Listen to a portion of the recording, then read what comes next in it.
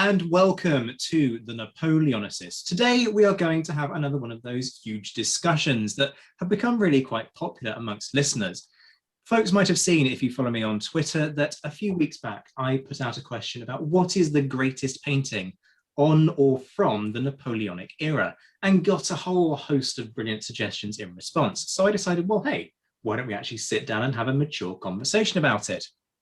Or at least as mature as is feasibly possible when you have certain Napoleonic commentators in the room. Not that I'm making any eyes at people like Josh, for example. No. Joining me, therefore, this evening are, as we've said already, kind of everybody's favourite person with generalised history knowledge and knows many things, Josh Provan, as I tend to call him, the master of adventures in Historyland. Josh, how are you doing? You are on mute. Well, I will unmute myself and answer that very generous introduction. I'm doing very well, thanks. Has your book come out? Because I've just added Wild East to the Napoleonicist bookshop, which folks can hear about at the end of the episode. I won't waste time on that now. But the other ones, I am in the middle of revisions on the to be released one, so it will be appearing shortly if I do my job right. Or Fantastic. Andrew Bamford will start hitting me over the head with things. Good to know. Nice that he's keeping you in line. We are also joined by Jacqueline Reiter, another prolific Napoleonicist on Twitter, who folks will remember from a few weeks back is an expert on Earl Chatham, and also significantly is writing that biography of Popham. How did I manage to even hesitate to mention Popham's name? He'd be disgusted. Jacqueline, how are you doing? How's your book writing going? I'm very well, thank you. It's going a lot better now the archives are open again, thank you. Tends to help, doesn't it? It's amazing that we managed to sort of have withdrawal symptoms from being surrounded by dusty pieces of paper. We are also joined today by Gareth Copeland, a history buff from Canada, who is also a trainee history teacher, and folks will hopefully be aware of his comments on Napoleonic matters on Twitter. Gareth, welcome as a Napoleonicist newbie. How are you doing? Thank you so much. I'm doing very well, thank you. And last but by no means least, we also have another Napoleonicist newcomer. Andre Loez is a history teacher in France and is the presenter of the podcast Parole d'Histoire. And he did have to try and give me lessons on pronunciation because, as we've established, my pronunciation of all things not in English is appalling, as actually is my pronunciation of things in English, but that's another thing entirely. Andre, spectacular to have you on. I've really enjoyed our interactions on Twitter up till now. How are you doing? I'm fine, thank you very much for having me. And I have to preface by saying that I'm not at all a Napoleonic buff. I'm a specialist of the First World War, but still very interested in and looking forward to our conversation. Fantastic. It's great to have you all. I'm looking forward to this. This is going to be a good one. We've got a great topic to discuss. So let's jump in at the deep end. Jacqueline, I am not going to spoil things for anyone, even though I do know about the selections that everybody's gone for. Take it away with your greatest painting, if you will, or paintings, or painter. You know, you've got many options here of the or about the Napoleonic era. Well, I went for someone slightly different because the first thing I thought of when you asked the question, what is the greatest painting?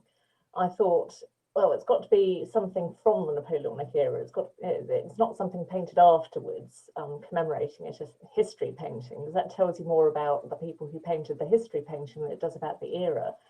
And then I thought, what paintings do I think of when I think of the Napoleonic era? And obviously there are some great paintings, which I think we're going to hear about later as well.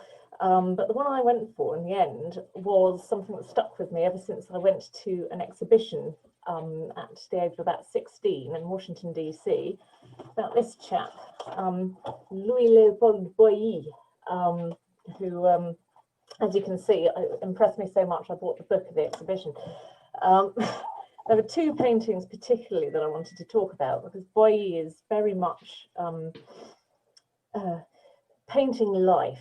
So he paints the Napoleonic era. He doesn't paint Napoleon, he doesn't paint other people. He does that too, but he paints the Napoleonic era. So when I think of a painting that demonstrates the era itself. I think of society, the people, everyday people walking the street, and that's what you get with Boilly.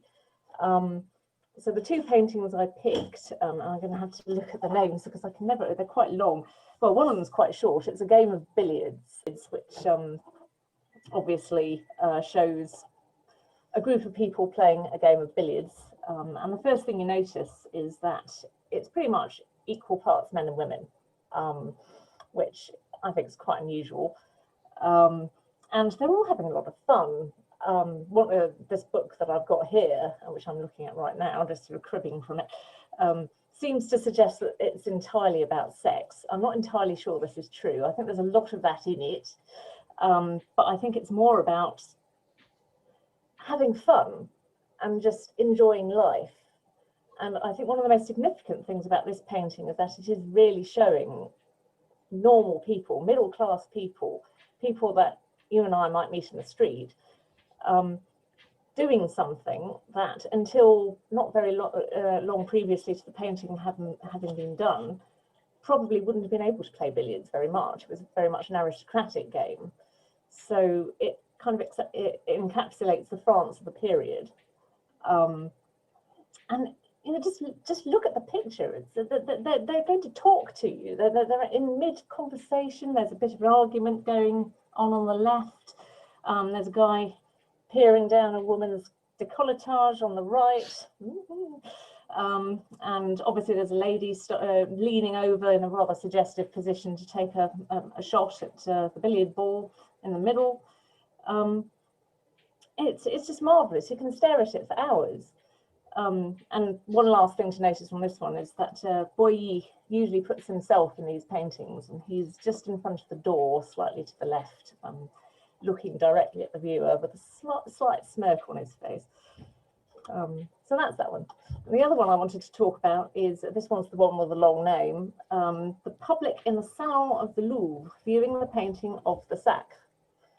And what I really like about this one is that it's got a very iconic painting in it, the coronation of Napoleon, but it's not centre stage. It's at the back.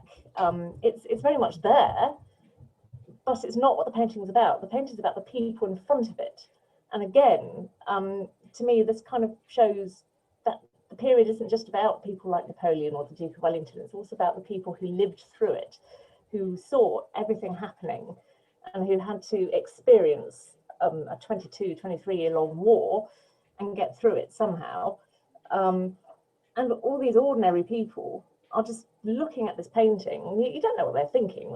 Some of them are probably thinking, wow, this is amazing. Some of them are probably thinking, I need the bathroom. Others are probably thinking, who are these people? You know, you just... there is a soldier on the left with his wife, looking at what's probably a key of the painting. So he's checking out the people who are in it. Possibly he knows some of the people in it, I don't know. I just love the costumes in this one. There are some unfeasibly enormous hats in it. There's a guy right in the middle with a huge hat. You've got to wonder whether the people behind him can actually see the painting at all. And the colours, they're just so vibrant. And again, Boilly is in his own painting. He's right on the right-hand side with a pair of specs. I just love the detail. So to me, these two paintings are what typifies the Napoleonic era. I wouldn't necessarily use the word greatest painting to describe them, but they are very much the most interesting paintings, I think. So I'm going to leave it there, and I'm going to let someone take over from here. Well played, Jackie. I mean, it's a pitch after my own heart, because as we've established many times, I do love that kind of ordinary people perspective on history. I have to say, Josh was looking very flustered at the description of what was depicted in the billiards painting. I had the sense that he was going to need the smelling salts if you continued with too much detail. I think flustered is a bit of a strong term. I did think that it was interesting how you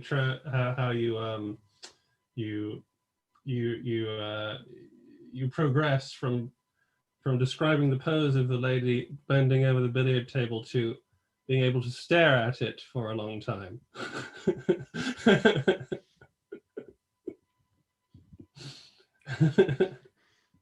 Jacqueline is resolutely refusing to make comment there, but is for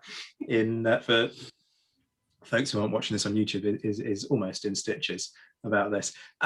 It's a very strong contender to start off with. I guess my first question would be, why does Boyer paint? Who's he painting for? Who's the patron? Who is it who's commissioning this artwork? And does that have an implication on how we should view him as an artist? I don't actually know whether he was painting these for anyone. I have to admit, I get the feeling that even if he was commissioned to paint it, I think he was mostly painting it for himself. I think he had fun. One of the things that this book was talking about when I had a read about particularly the game of billiards, was apparently he went through several iterations, meticulously moving the figures around until they took on the positioning in the final piece.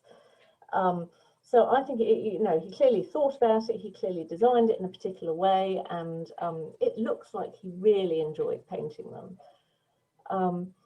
The one with the David painting in the background, again, I'm not quite sure why he painted that. I think it was mainly just a commemoration of a fairly highbrow event. As far as I can gather, the painting was not shown very often, and it was fairly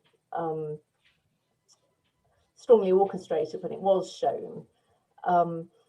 And again, I think he was having a bit of fun. I think he was contrasting the very, very formal, very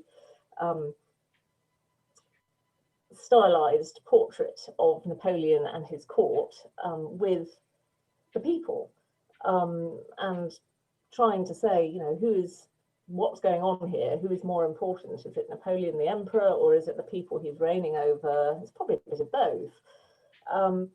He did paint portraits.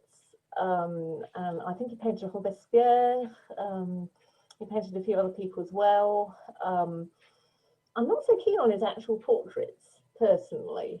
I think that you can get the sense that he's a bit cramped creatively with them. Some of them are really beautiful, but some of them are just kind of, okay, he really doesn't want to be doing this, I don't think. I think he's just doing this for the money.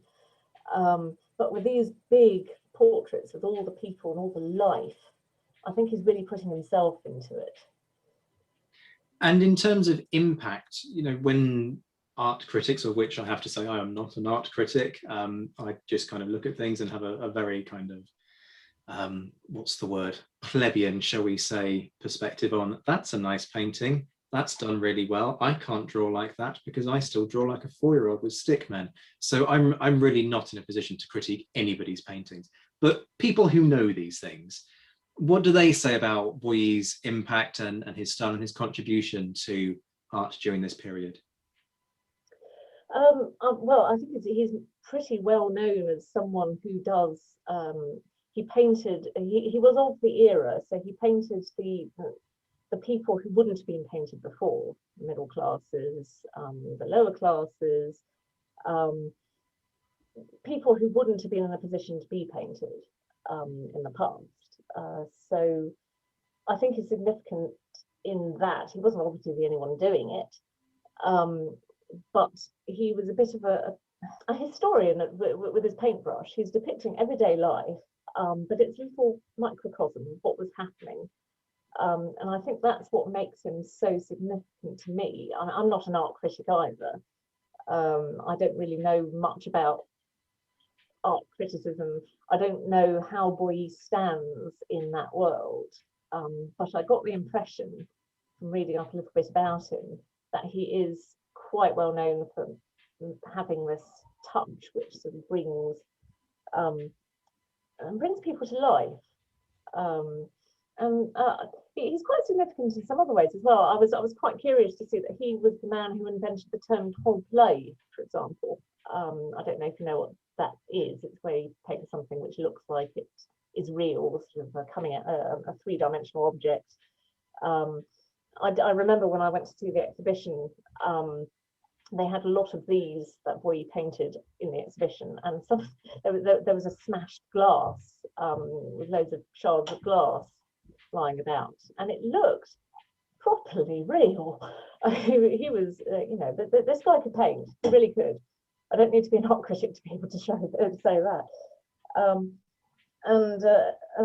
So you know, he did make his mark in an artistic way as well as in an appealing way. He's not the most famous painter of the period, but I think he's the most relatable one. Okay, now let me open it up to the floor. If folks got any questions that they want to put to you. I have no particular questions, so to speak. I like Jackie was saying, I don't actually know very much about him.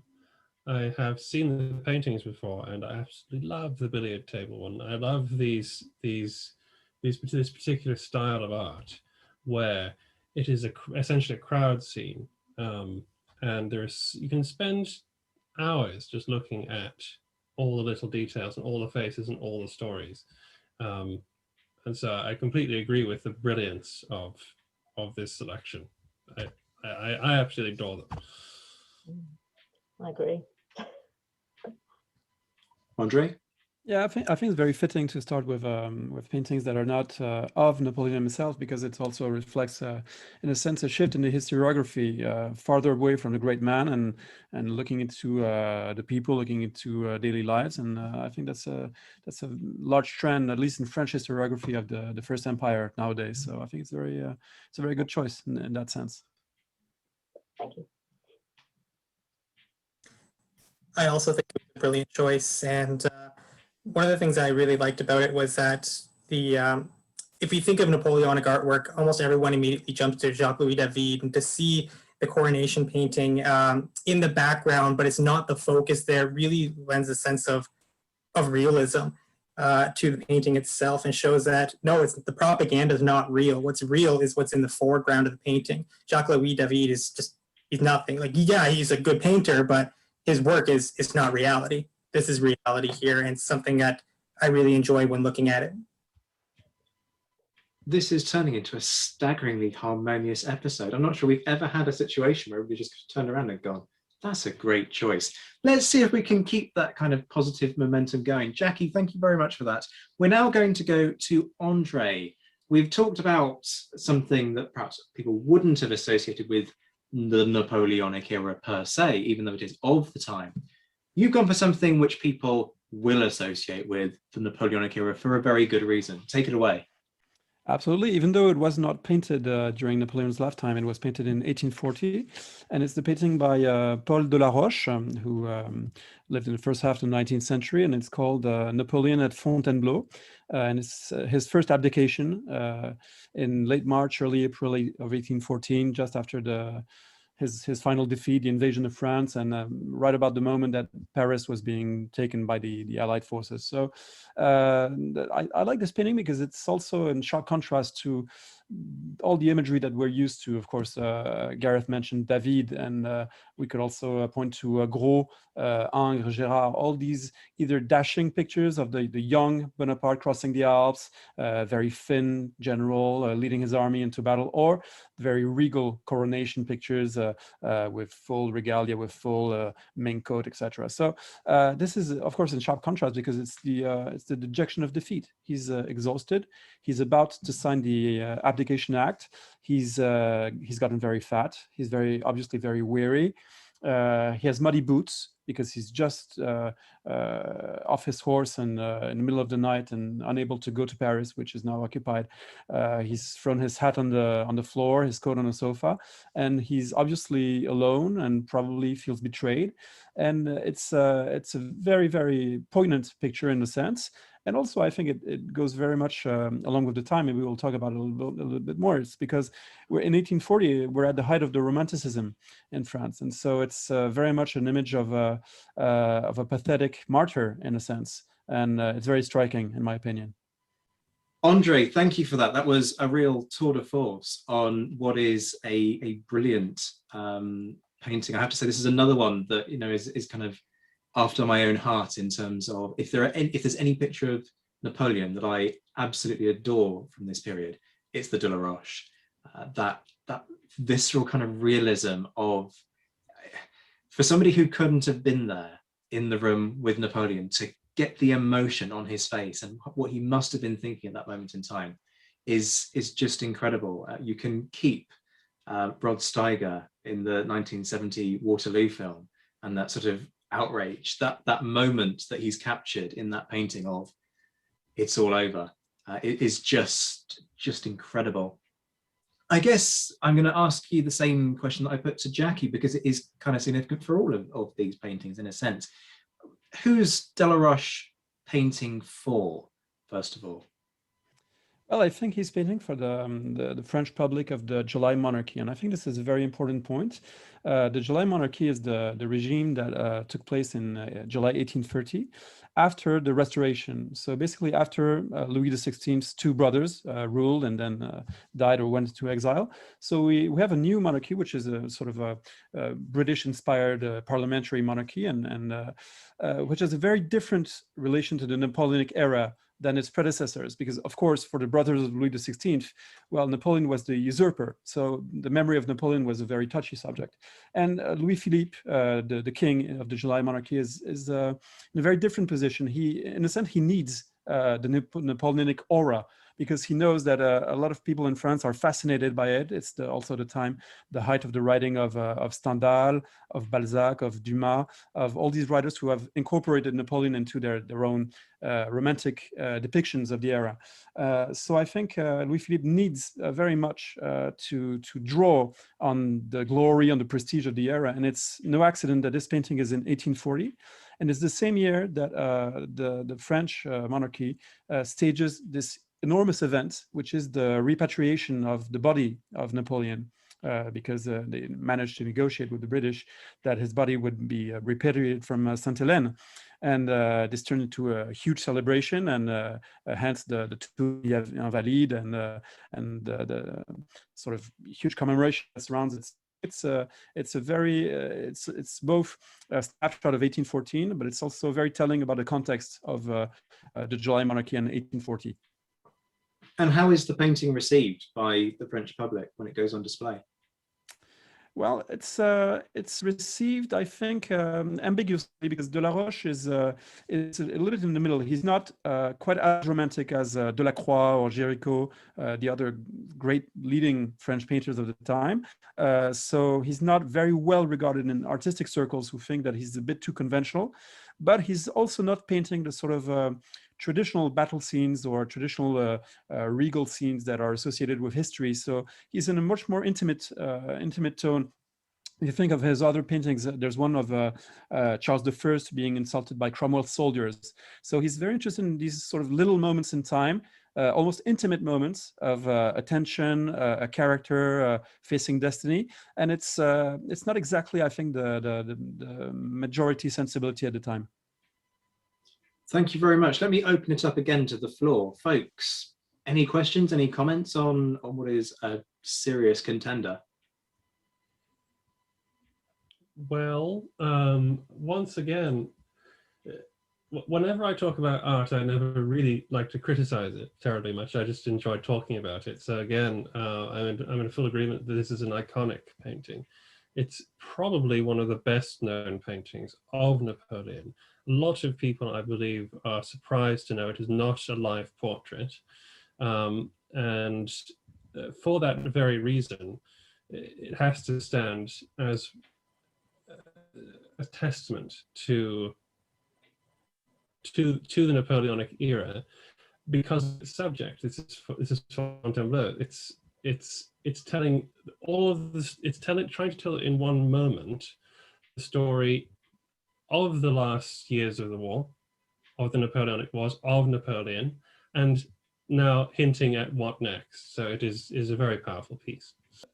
I think the what's next component is very important as well, because of course showing Napoleon on the verge of abdication is also a means of legitimizing the following regimes. So it's also a nice touch there. Jackie? Yeah, I agree with that. I mean, I have to say that I didn't realise until you sent the picture that it was not actually painted at the time. It's amazingly done, and it is one of the it's definitely one of the paintings that I associate with Napoleon. So yeah, very definitely iconic. I would have to echo what Josh and Jacqueline said, in that it is definitely one of the most iconic paintings of Napoleon. I personally love it. I'm not a fan of Napoleon Bonaparte at all. So to see him kind of in that final like humiliation in 1814 is just a little bit cathartic for me. But it's one of the things that that I found really interesting that you brought up, Andre, was that Delaroche was painting this for the July monarchy in particular. And one of the questions I kind of had, and I'm not too sure about Delaroche myself, is that where was Delaroche in sort of his political leanings in 1830? He was clearly not a Bonapartist, but was he Republican? Was he a monarchist? Do we know where he kind of fits in the political spectrum of 19th century France? I don't know with any certainty, but what I could suppose is that he was a moderate, and he went along with different regimes and went along and sort of produced ideological backdrop for different regimes. I know that he painted some sort of official portraits for the royal family in the 1830s. So he was, I think he was well introduced in the elite of his time. Thank you very much, folks. I mean, yes, we're all very harmonious this evening. This is an unusual feeling for me as a presenter. Normally there's a little bit of sort of ask an awkward question, but we're all on the same page. This is fantastic. I don't know how the listeners are going to choose a favorite, but that's for them to decide, and not something that I need to worry about, fortunately.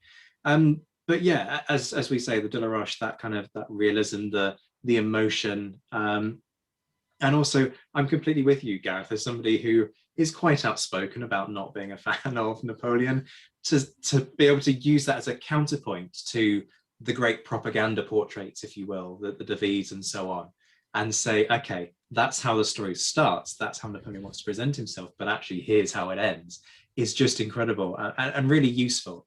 And I think it speaks to people a great deal. I think it's quite hard to look at that painting and not just have a slight little drop of sympathy for Napoleon. And for all that I will say that, 1813-14 didn't need to play out in the way that it did, and a good chunk of that lies at his feet in terms of not being able to secure, in my opinion, peace deals that potentially could have been achieved.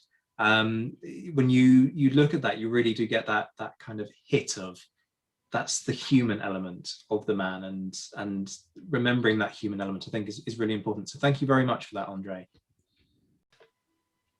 Okay, for folks watching on YouTube, you will have noticed that Andre has had to leave us. He needs to go an adult. That's part of the challenges of being a parent, I guess. But in the intervening kind of interlude, we've had a visit from the ghost of Popham, which has decided to inhabit a bug and then distract Jacqueline by making her small children squeal in disgust at this manifestation that's appeared in their room. How have you dealt with this poltergeist? I hit him with a stick. You hit him with a stick. Does Popham complain about this treatment? Because he does talk to you. Well, he kind of made a little splodge. The Miranda was coming. Yeah, I'm sure there'll be another one coming shortly, but for now. Well, hopefully we'll have pacified the ghost of Popham, because we have now talked about him, so he's achieved his aims, and hopefully he will now leave us in peace. Yeah, we're going to turn next to Gareth. Now you've got something a little bit different for us. Take it away. Yes, so when I saw your post about what is the greatest artwork of the Napoleonic period, the first thing that jumps to the mind is the Goyas, the Jacques Louis Davids. But then I immediately thought, I went, yeah, let's look for something a little bit more obscure, because they get all the attention. And one of the most obscure artists out there are the soldiers who were actually fighting in the campaigns themselves. for those who haven't read the memoirs, a lot of soldiers viewed themselves as global travelers in the 19th century. And so if you're reading a memoir from a soldier from India, for example, you'll often get very big descriptive passages describing things like culture, the temples that they come across, the state of harbors. They love to draw all those images out. And the soldiers who had a creative side would often sketch them as well. And so it's mostly we see it with the officers, but the young gentleman that I chose, I don't believe was an officer himself. His name is Richard Temple, and he was in the 65th Foot, which was predominantly based in India during the Napoleonic era. And he himself actually took part in some campaigns which are not as well known, specifically the Persian Gulf campaign of 1809 and the 1810 invasion of Mauritius. So I guess I'll start with a little disclosure in that these aren't actually paintings that he had done. So I'm technically cheating, but nevertheless, Richard Temple chose to use aquatint as his main artistic medium. So it would be made predominantly on a printing press, but then hand colored with inks or paints. So that's kind of my justification for saying it's a painting. It's hand painted afterwards when it's printed. But in 1809, there is the expedition to the Persian Gulf. Now, what happened in 1809 was that the British government thought that there was a pirating issue coming out from the city of Ras Al Khaimah, which is located in the modern United Arab Emirates. And so the East India Company quickly worked with the British government and organized an amphibious campaign in which the Royal Navy and various army regiments would go and attack the city itself to put an end to the pirate raids on the shipping. And so the 65th Foot was among the regiments who was posted there. And when they arrived to Ras Al Khaimah, the invasion went mostly by the book. It was considered something that it wasn't a disaster like Valkyrien in 1809, which I'm sure Jacqueline knows quite a bit about. This was a campaign that's considered very successful. It suffered very light casualties, only about 70 British casualties altogether. And when the British showed up, they landed on the beaches of Ras Al Khaimah. They received grape shot coverage from some gunboats nearby, and they razed the city to the ground. And so the first print that I want to look at is from a collection called 16 Views of the Persian Gulf by Richard Temple. And this specific one is titled, in great 19th century fashion, Ras Al Khaimah from the southwest in the situation of the troops at 2:30 p.m., November 13th, 1809. And this print shows the destruction of the city of Ras Al Khaimah. So in the background, you have a large cliff face, which overlooks the city. And we see several pirate ships, which are aflame. Or I say pirate ships in quotes because there is a bit of dispute about that. We also see the city itself on flame, and we can see British regiments that are in perfect formation on the right-hand side of the image itself. But this image is more than just about glorifying the campaign itself. It also has a bit of that human element, a bit of that reality with warfare, because if you look in the bottom left corner, you can see that the British soldiers who are supposed to be orderly are actually looting a house, which was very common across armies across the world in this time period. It was just part of warfare, unfortunately. But it does give a little bit of perspective on that particular aspect of war. And in addition to this particular print, the second one that I wanted to look at was of the Mauritius campaign in 1809. It was also an amphibious invasion. Mauritius was the last particular outpost of the French Empire in the Indian Ocean, and frequently the French Navy would launch raids on East India Company shipping. And so much like at Ras Al Khaimah, the British East India Company coordinated with the government and the Royal Navy to create an amphibious campaign in that area as well. And it was also another textbook example of an invasion of an amphibious invasion. But this image here, called View from the Deck of the Upton Castle Transport, is one of my favorite images of the Napoleonic Wars. It's actually my desktop image, which just goes to show how much I appreciate this one. It has a wonderful use of the color blue. And so in the foreground, what we see are soldiers who are waiting to board transports to row towards the island of Mauritius itself. And we see something that's a little bit different from the Ras Al Khaimah picture. In this one here, we actually see something that's a little bit more harmonious. The soldiers are having a nice, pleasant chat with the sailors. You can see some who are up on the rigging doing their jobs, but there's no sense of chaos like you get with the Ras Al Khaimah print. And if you look at the island itself, it's very romantic in its portrayal. It shows the island as something that's sublime. There's these ominous mountains in the distance, and you can see all these rowboats heading out toward it. So there's kind of an illusion of a threat there, but aside from that, it's a very harmonious picture overall. And it just goes to show you just how well this campaign went, is that it appears very peaceful. We have to think of it. This is a time of war.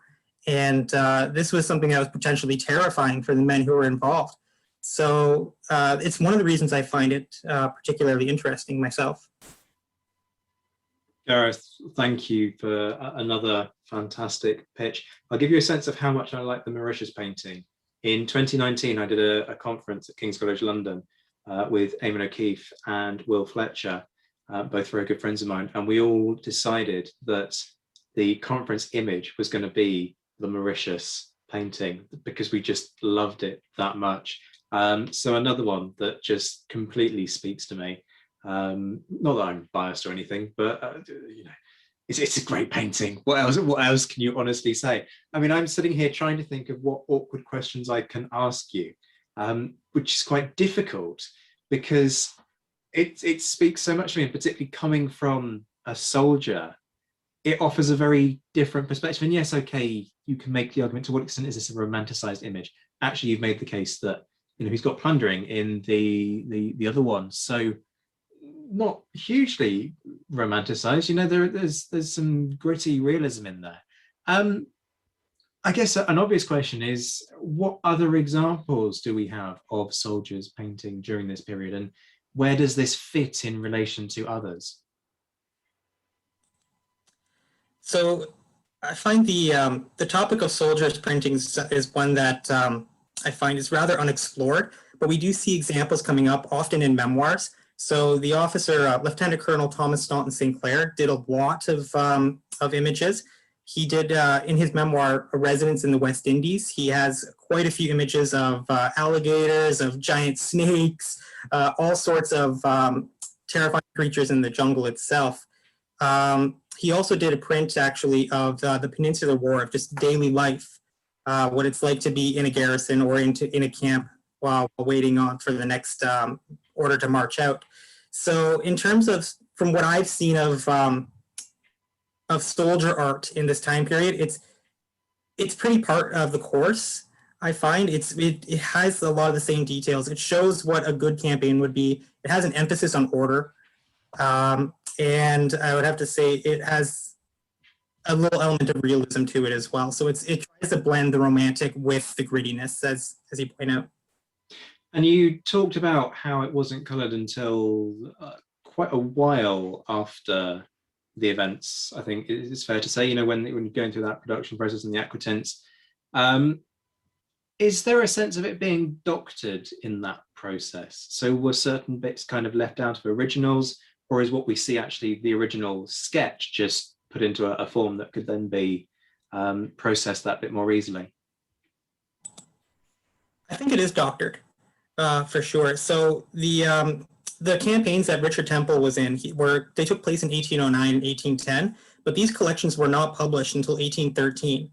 And I was speaking to a fellow history student out there about the Mauritius print in particular, and she thought the idea was had a little bit of a propaganda value, in that 1813 is just on the heels of the disastrous retreat from Burgos during the Peninsular War. And so morale within the British Army was kind of at a low point. So soldiers who were in the Peninsular War were devastated that they just had to go back to where they started their campaigning year, their campaign that year. And so this could have been something that was produced as a way of improving morale, saying, hey, we had this setback in Spain, but look what we have accomplished so far. We're acquiring territory across the globe.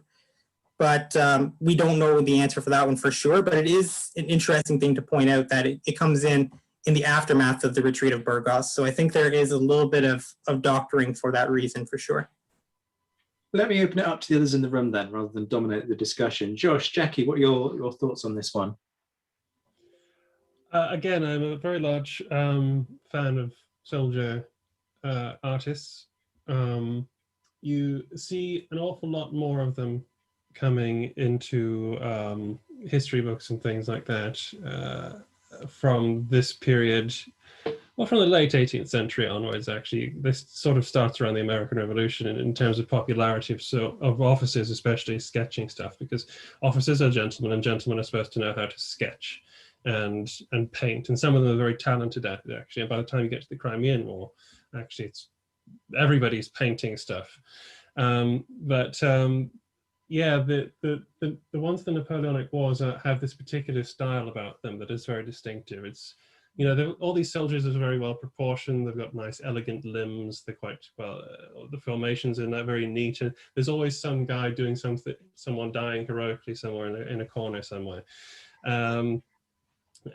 which is wonderful because these are soldiers like painting these things, so they're sort of alluding to I'm classically educated, I know how battle scenes work, and you know, they're trying to sort of appeal to what people understand as a battle, and at the same time using what they've seen and what they know about soldiering to depict a piece.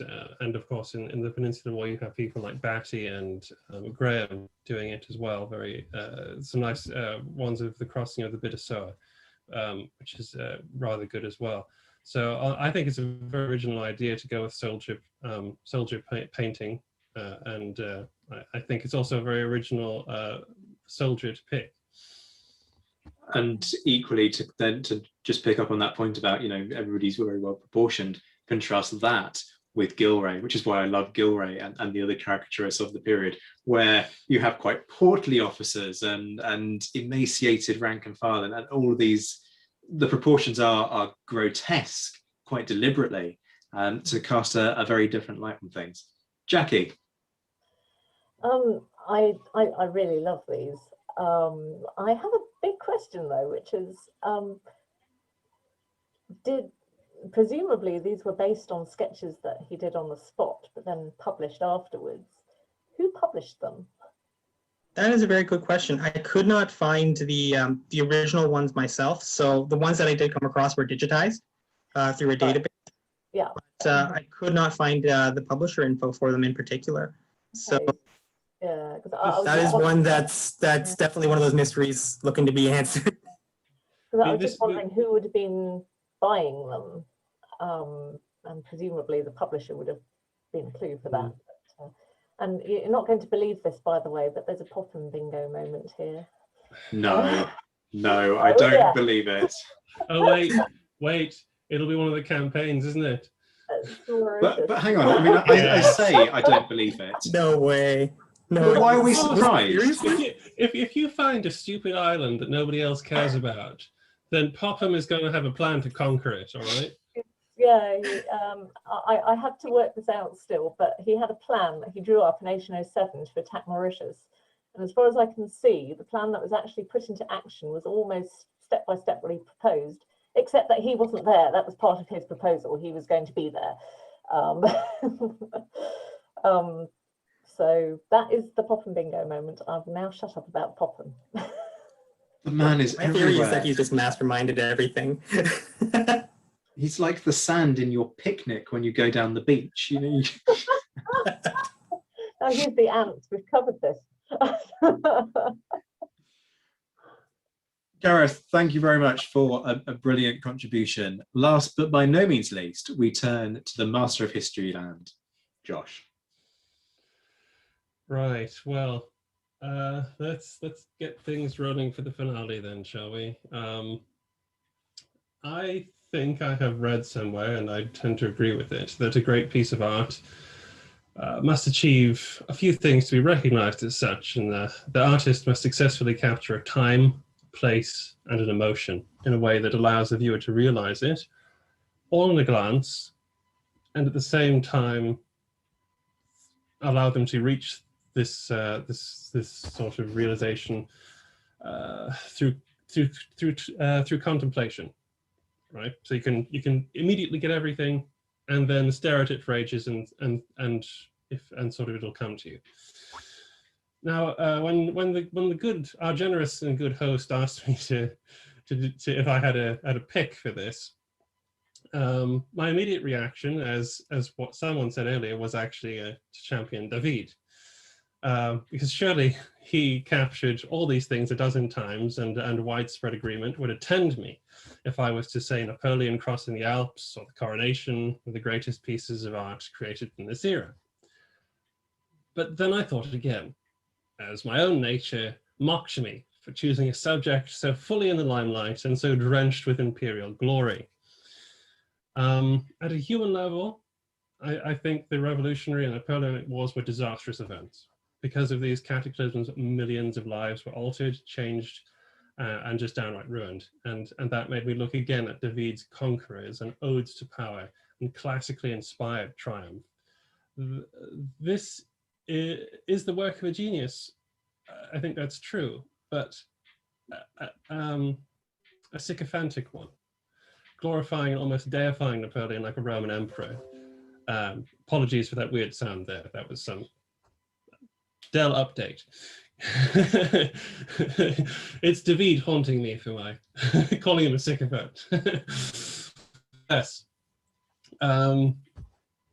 It portrays nothing. His stuff portrayed nothing of the misery that despite the politics, moralizing, and personal beliefs lay behind the imperial splendor and imagery of a new Caesar.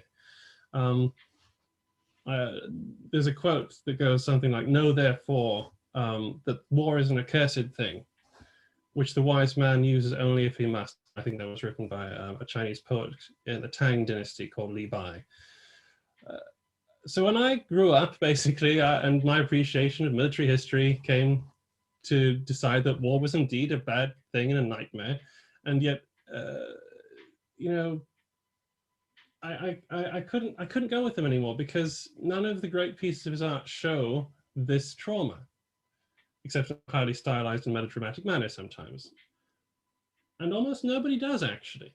Even the soldiers, they hint at the trauma. You can see it, but you can't feel it because you're not a soldier. You don't know what it's like. Even the great artists, portraitists, stuff like that, you don't see this, except one. Pause for effect.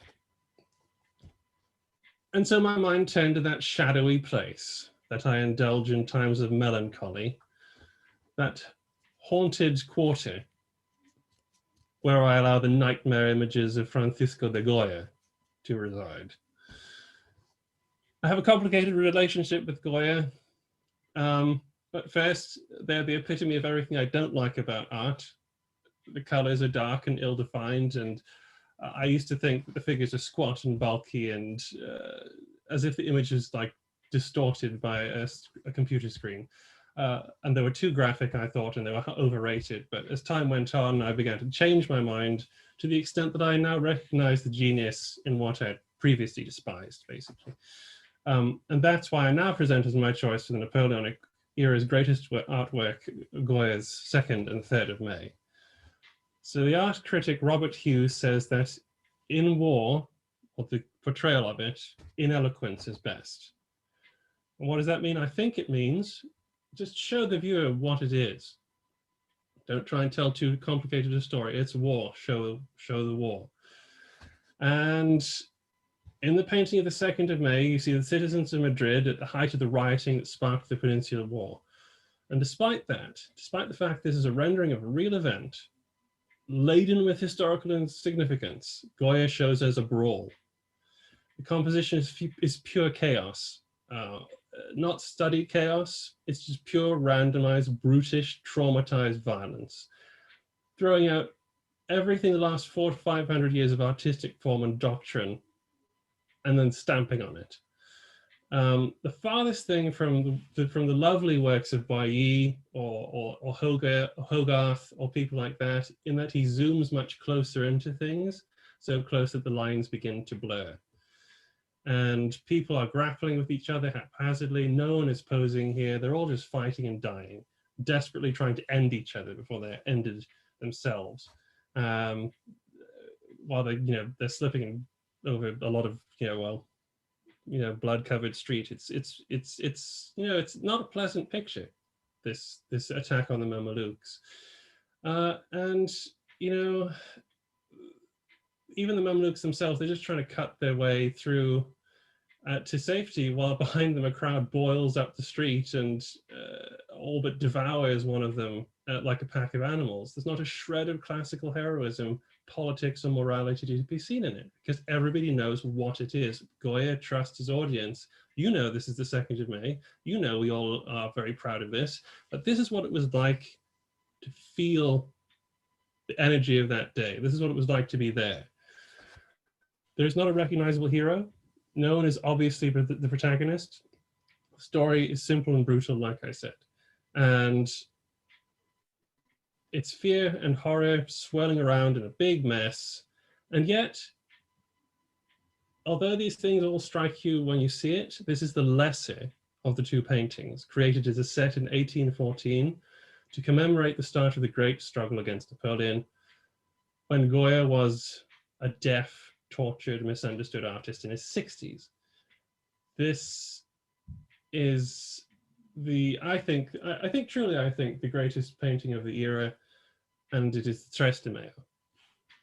And if war is indeed an accursed thing, then Francisco de Goya was an eloquent translator of its effects. In the middle of his life, he had been struck by an illness, which, like I say, it nearly killed him, and it left him almost completely deaf. And this had the effect of not only leaving him in doubt as to about his own mortality, but it imprisoned him in a dungeon of his own imagination, which became a very dark place. When this piece was painted, it was like nothing anyone had ever seen before. Nothing like it would be seen again for quite a while, because it was deeply misunderstood. Widely acknowledged by many art historians and critics today as one of the greatest works of art in the world, and a source of parody and inspiration to some today in popular media and things like that. Some even say it's the beginning of modern art. The Tres de Mayo is so revolutionary, it almost defies explanation, and it's almost so modern to look at it that you almost forget it is from this period, that it was painted in 1814. It takes everything that was so impactful about its companion piece and magnifies it, conjuring time, place, and emotion with soul-piercing intensity. Everyone is anonymous. The line of French executioners with their backs to the viewer, to the miserable group of suspected insurgents. The difference in this painting is that there is a distinct focal point, and that you might call a hero is present, except he doesn't want to be a hero. His expression is pained and full of fear. He's on his knees and his hands are outstretched in the way people do when they are frantically begging for something not to happen. The last thing in the world this man wanted to do was die for Spain. In the chiaroscuro of the lantern, his clothes almost seem to glow, making some conclude this is an allusion to the crucifixion of Jesus. But meanwhile, those beside him are cowering and cringing and praying, knowing that they will soon join the pile of mangled corpses not a foot away. And in the background, those awaiting their turn before the muskets look away or look on onto what will be their own future. The darkness behind them is blending in, and I think there's like a trail of more people waiting to come up, and and this is a historical event. Nobody painted this way in terms of historical event. This is ridiculously dark. This is not glorifying something. This is not glorifying national myth. This is not, heroic priests waving crucifixes and senoritas standing over the bodies of their sweethearts defying the French. And somehow Goya is taking us to that place and asks the viewer to respect the trauma and the sacrifice, not the glory. And I think he conveyed the horror of that moment with bone-crushing force. This is what he was saying. If this is what it's like to die for your country, it's largely anonymous, it's seemingly arbitrary and random. For generals, sure, an emperor's glory is rearing horses, waving flags, thousands of men in classical gestures, but for ordinary people, glory looks like this. It's uncomfortably close and there is no way out. the tragedy of the entire Napoleonic Wars, I think, not just Spain, is right there. For the friends and family of the Spaniards being shot down, life will change forever. And the lives across the continent will never be the same again. No other artist ever portrayed like this, such a moment like this, a patriotic moment, a proud moment, a nation building moment like this. It broke every rule of historical painting. And did I mention how hard it is to look at? And at the same time, Goya does this without alienating anybody but those who prefer to look at lovely things, basically. And I think therein lies the power, because it's an image and it gets a reaction. I don't actually like to look at it.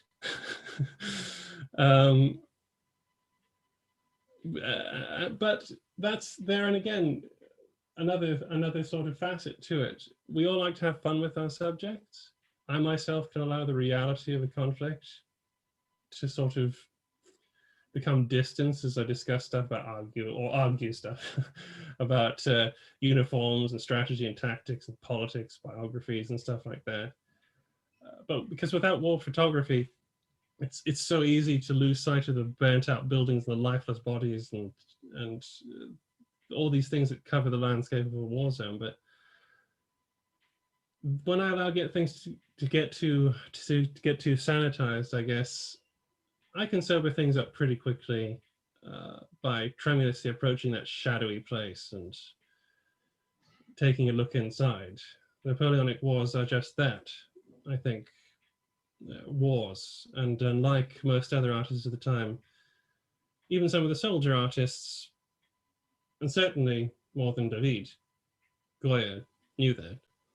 If I was in a lecture hall right now, I would be giving you a standing ovation for that, Josh. That was an absolute mic drop. Thank you, because it would have been very easy to do Goya the easy way, you know, the realities of war, etc., etc. But you took us through it blow by blow, and that was phenomenal. So genuinely, thank you for that.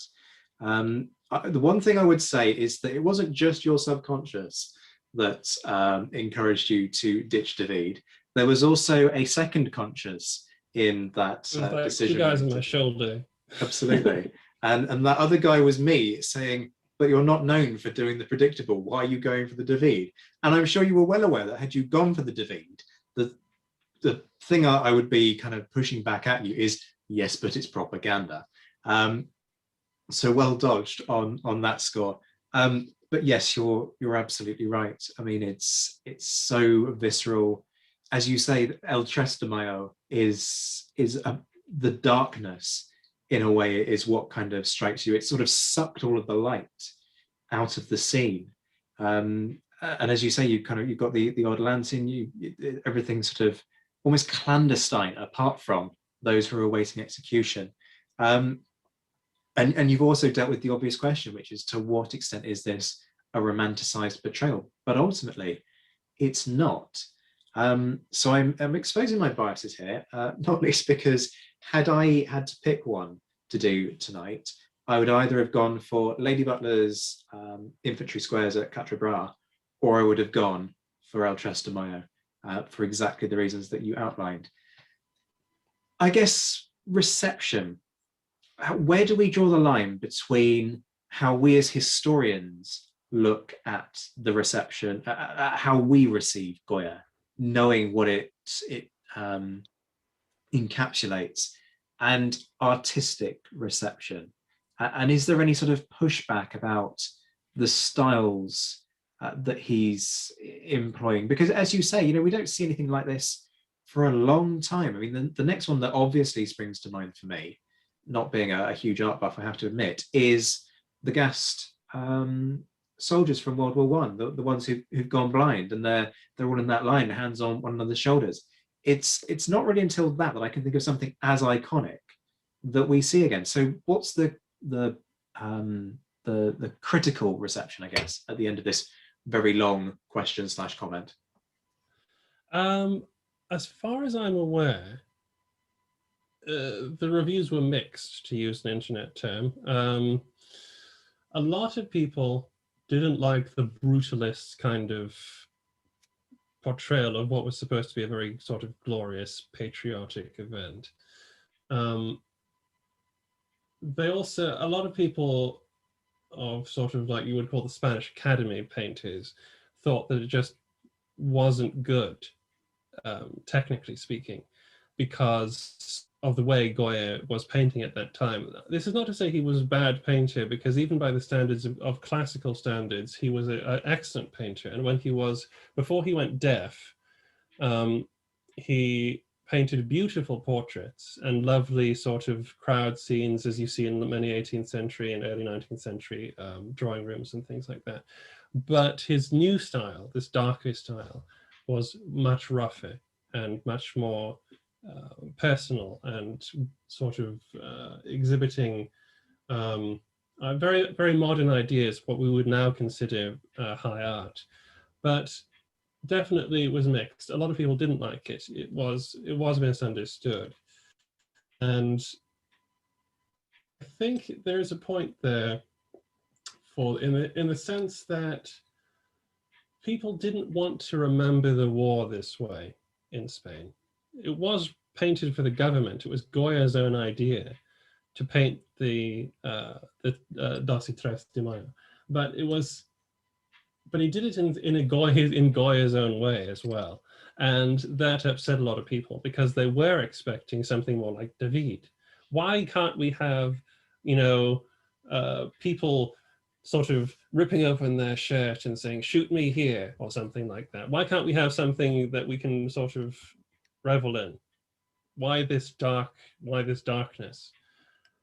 But at the same time, I think it's inescapable that because he was brave enough to paint this way, you do get a better idea, I think, of certainly this event and what war really, really speaks to, rather than yet another the coronation of Napoleon. Yeah, absolutely. I'm interested by what you say about the difference in style, because I think I was possibly at the National Gallery and I saw something by Goya and I thought, that's very different to the Goya that I know, because I approached this from the Horrors of War collection, and particularly Dos and Tres de Mayo. So at what point did he go deaf? I don't remember the precise date. He lived an awfully long time. He lived into the 1820s, was born in 1745.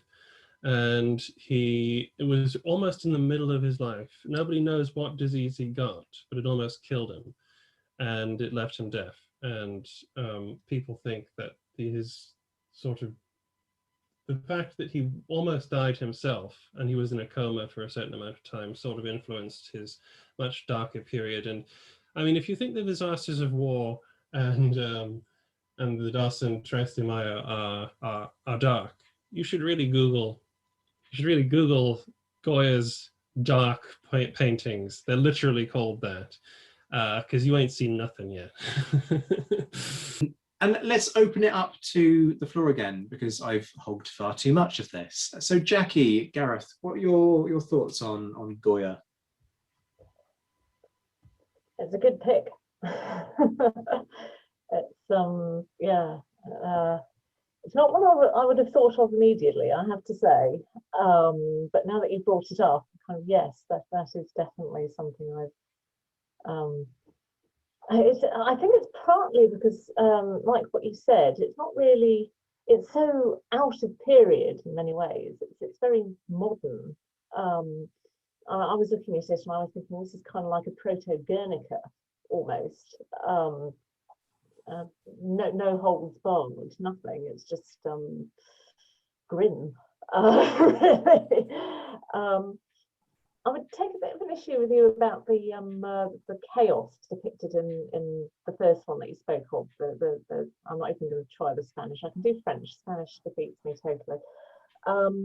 If you look at the picture, it very definitely has a pyramid structure to it, which is quite a classical. I wouldn't say a trope, but just sort of, what's the word I'm looking for? Not trope. Tradition? Motif, device, that sort of thing. These are arty sounding words. Yeah, it kind of draws the eye from one person to another. So I think there is definitely method to the madness in that one. And I think that may be partly why the second one is more famous, because it is really, there's nothing classical about that one whatsoever. It's really, I'm going to use the word again, grim. And you spoke of the dark period, which is something my husband could tell more about that. He's a big fan of Goya's dark period, and I didn't even know about it until he showed me some of the pictures. Oh my goodness gracious, that is, you know, you think of 18th century art, and then you look at that and you think, my goodness. So this is what happens when artists get to do what they want rather than what someone asked them to do. So I mean, I don't really have a question as such, it's more a sort of comment. But I was surprised to hear that it was painted for the government, because I really thought this was from his dark period, something that he painted in the sort of moments when he was feeling his gloomiest and least. This was Goya trying to be triumphal. Yeah, he didn't quite strike that note right, did he? But I mean, it's, you know, he definitely achieved his aim. He created something timeless and memorable. So yeah, for Goya there, but I can understand why they didn't like it at the time, but it really has stood the test of time. I think you're right as well with I do think you're right about the Dos de Mayo. And by the way, I'd like to reassure you, the Dos and Tres de Mayo are not their official names. They have much longer Spanish names. This is just what they're called for shorthand. The disasters of war aren't even called the disasters of war. But yeah, I think that is very interesting that you picked out the pyramidal structure. Or I think it is a vague pyramidal structure. It's not terribly obvious, so even better kudos for spotting it. But because I think that speaks to his, like I said, his earlier period where he was much more conventional, and he did do things in the way that because he was a court painter. He painted the blinking royal family, and I loved what one art critic said about him, that you knew he was great because he could make that odious toad Fernando VII look half human. Ouch. He does look pretty nasty in that portrait. The one portrait I'm thinking of. Gareth, what about you? Goya is, as you put it, you don't like to look at Goya's work. It's haunting. You can't, but as Jacqueline pointed out as well, it feels so incredibly modern in that Goya's work has, of all the artists in the period, I think, with maybe the exception of the propaganda of David, Goya's probably had the longest lasting legacy. It has been, like, I think of the legacy of Goya's painting much like the legacy of, I believe it was West's The Death of Wolfe at Quebec, in that it's been replicated so many times. Just before we recorded this episode, actually, there was a little Twitter discourse going on about the French invasion of Mexico and the execution of Emperor Maximilian, the Austrian emperor.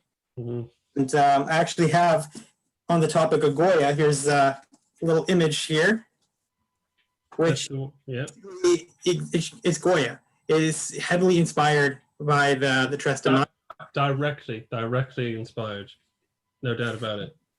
And so I think in terms of like the most poignant pieces of the Napoleonic era, Goya is a hands down for me. It has the longest legacy, and it's just so hard to look at. It's probably the closest you can get to having a photographic representation of the Peninsular War in particular. And I think it's one that should become more synonymous with the Napoleonic War, for sure. Do you know, it's funny you say that, because as I've been listening to this discussion, I'm thinking about the next War and Peace conference, and kind of there's a little tiny corner of my brain, because I've always got tiny corners of my brain working on mental little projects, as Jackie laughs knowingly. And I'm thinking, if I can get the rights to it, El Tres de Mayo, it has to be the conference image, because it is just so, as you say, so representative of a reality of warfare. And particularly, I think perhaps it strikes us more because these are civilians who are being executed. If it was soldiers dying, then perhaps we wouldn't quite have the same reaction, because we might accept that is a reality of conflict, and perhaps it's the civilian side of things that just kind of jars with us a little bit. But yeah, well played, Josh. A fantastic pitch, fantastic contender, and we're all sitting here applauding you. So we've been very harmonious tonight, which is really quite remarkable. We've all kind of complimented one another, but let's see if there's any disagreement in the next little phase, which is, I just want to quickly go around the room. Admittedly, Andre isn't able to chip in on this one, and say, if you couldn't have your pick and you had to have a second choice and you've got free reign, or if you just want to go with an honorable mention rather than, what would your second choice be? Who would it be? Jackie, I'm going to spring this one on you first. I'm really glad you asked me that, actually, because I know exactly what I'm going to answer. It's thanks to you, actually, because the other day you posted that Gilray cartoon of Napoleon and Pitt carving up the globe and having un petit souper. And I looked at that and I thought, that's what I should have chosen. So that's what I'm going for now. I'm sure everyone knows the one I'm talking about, because it is that famous. It's the one with Pitt and Napoleon having their little supper, carving up the globe, Pitt taking the sea and Napoleon taking Europe, and they both look so happy about it. It's lovely. I love Gilray. He just totally floats my boat in every sense. I love Gilray. Yeah, 100% with you. Genius. I mean, The Valley of the Shadow of Death is a very close second in terms of my all-time favourite caricatures, and the one with the Spanish bull is probably my third. So all my favourites are actually Gilray's, although he was by no means the only one of this period. But yes, the plum pudding in danger, as you say. I always wonder if there's a bit of a dig at both sides in that, though. I mean, there's a very obvious dig in that, look at the two of you. You're as bad as each other. You're carving up the globe.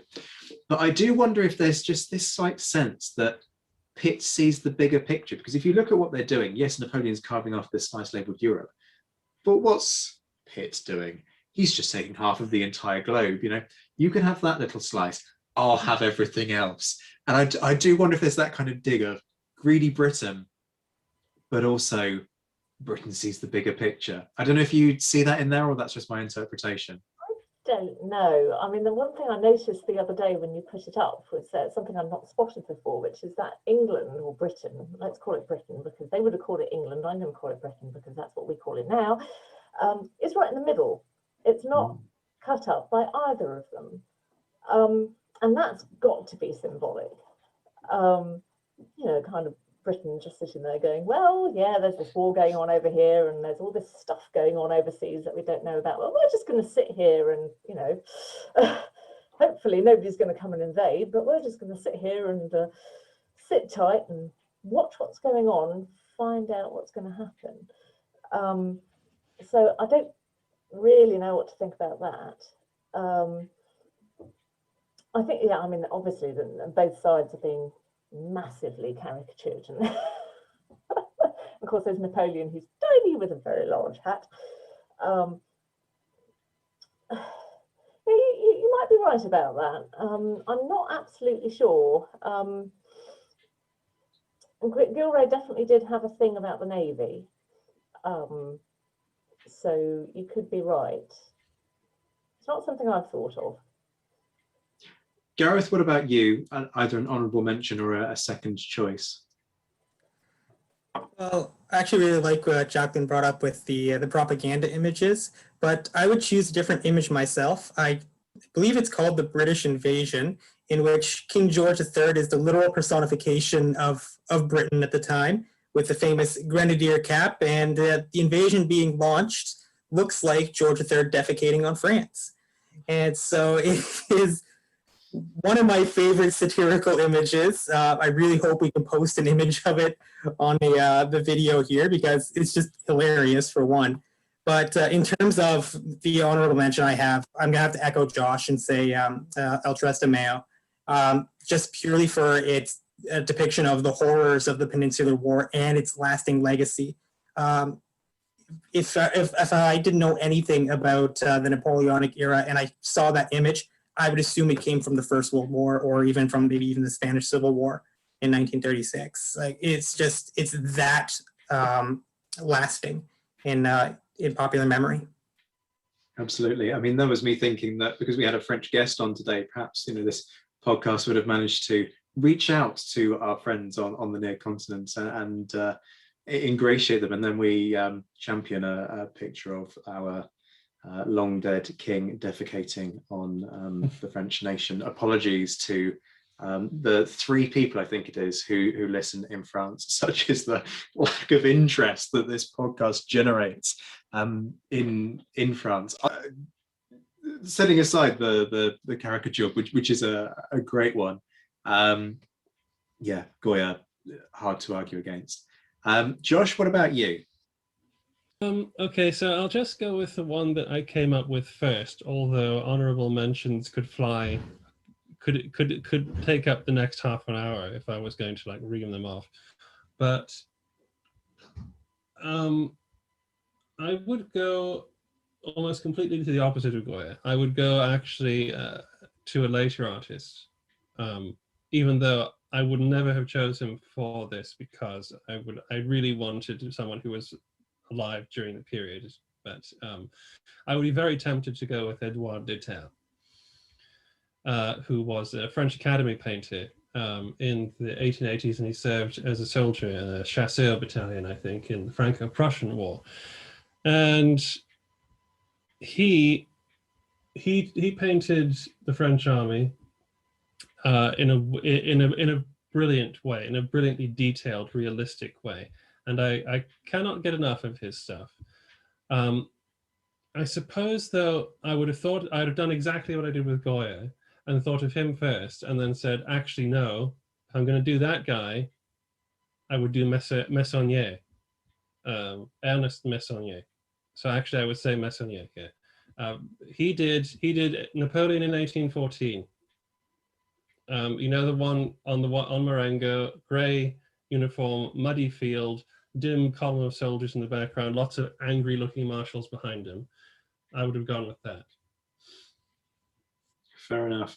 What I find really interesting about our choices this evening is that, with the exception of the pictures that Gareth was talking about by the soldiers of combat, whether it's descent on Mauritius or whether it's dealing with the pirates, that we haven't gone for one of those big battlefield scenes. You know, none of us have turned around and said, what about Austerlitz? I mean, yes, okay, I said Lady Butler's infantry squares, but to just defend that choice, that's because, as Ed Koss talked about in a lecture at Southampton a few years ago, you can look at the individuals in that painting and you see 10 or 20 different individual experiences of battle playing out within the space of what is quite a small canvas.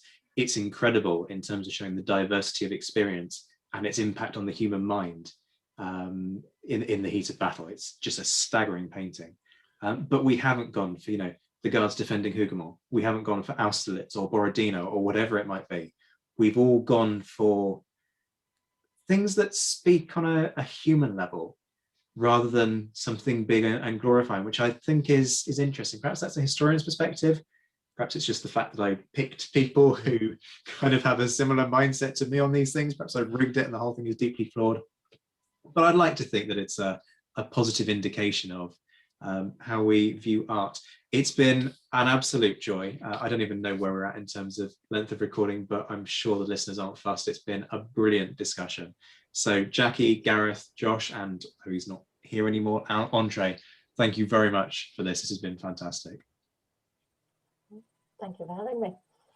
absolutely great fun to meet everybody and to talk about art. Thank you so much for inviting me on. It was a great discussion. Nice to meet everyone. That was Jacqueline Reiter, Andre Loez, Gareth Copeland and Josh Provan joining me to discuss the greatest painting of the Napoleonic era. You can find them respectively on Twitter at Late Lord Chatham, at Andre Loez, at GL Copeland1 and at Land of History. All the images featured in this episode are freely available via Wikimedia Commons. The eagle-eared will have heard me mention a Napoleonicist bookstore at the start of this episode. I'm very pleased to announce that this new feature allows you to support the podcast whilst also enjoying a one-stop shopping experience for a whole host of Napoleonic titles. It also features the works of a number of folks who featured on the podcast, including Gareth Glover, Beatrice de Graaf and Josh Provan. When you spend, the Napoleonicist gets 10%, so check out the link in the description, have a browse of the listings, and hopefully pick up something that takes your fancy. As ever, a huge thanks to my Patreon supporters, whose generosity keeps this podcast going. You can find out more on how to join them in the link in the description. Particular thanks to my mentioned in Dispatches patrons, Rob Griffith, Alex Churchill, Brendan Teeling, an anonymous Canadian, John Haynes, Anna Vakulenko, Beatrice de Graaf, Lynn Dawson, Jamie Kingston, Roy Muir, James Bevan, Lucy Tatner, and Jim Deary, and my Commander patron, Ger Brown. And if you want to influence future content, there is a vote open right now for those in the Commander tier of patrons to decide the focus of the next themed month. Stay in touch via Twitter, where you'll find me at ZWhiteHistory, and in the forum at thenapoleonicwars.net. I'll be back soon, as this month is going to feature 4 episodes, so keep your eyes peeled for more exciting content. Until then, I'm Zach White. This has been The Napoleonicist. Take care of yourselves, my friends. Stay well, stay safe, and as always, thank you for listening.